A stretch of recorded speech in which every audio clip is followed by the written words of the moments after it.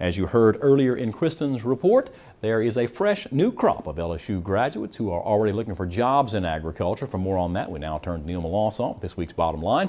And Neil, you know, Mom and Dad want one thing after graduation, and that's a job. What are some of the prospects out there right now for not only College of Ag graduates, but all college graduates? Well, Mike, like any field, getting started in a career is a difficult thing to do, but it's especially so if you're going to be a farmer. Many of these kids are leaving college with student loan debt, so they're looking for ways to earn money to get that job and start paying some of that back. With farming, not only do you have student loan debt, but you're going to have to borrow money for seed, fuel, fertilizer, combines, and farmland if you're starting fresh.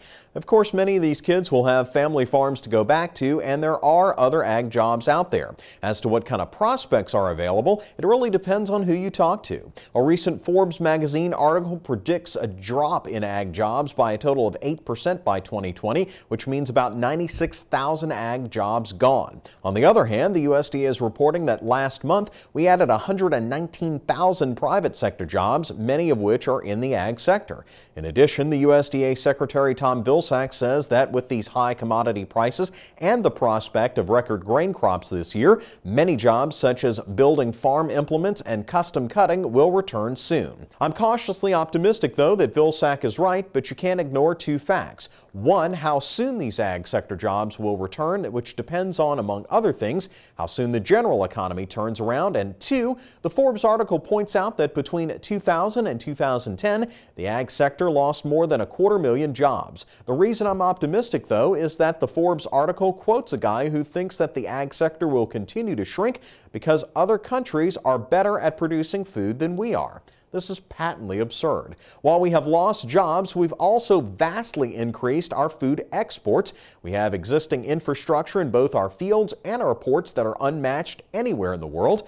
And with a global population surging, other countries such as Brazil and Argentina may be good at growing food, but they will be unable to keep up with the growing demand like we will. In addition, there will be many new jobs in agriculture that do not exist right now because of the increasing importance of technology and genetics that they play in providing the world with its food and fiber.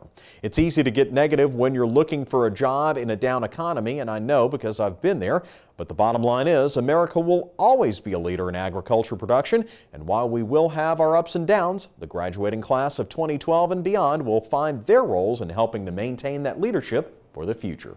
And Neil, you are right. Nobody does food and fiber production better than the American farmer. Neil Melancon, thanks.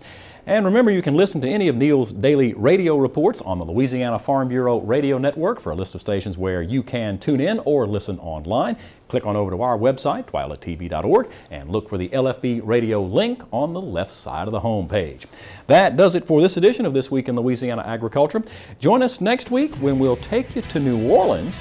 We'll show you what new cuts of meat you can expect to find in your grocery store. Those new cuts coming soon.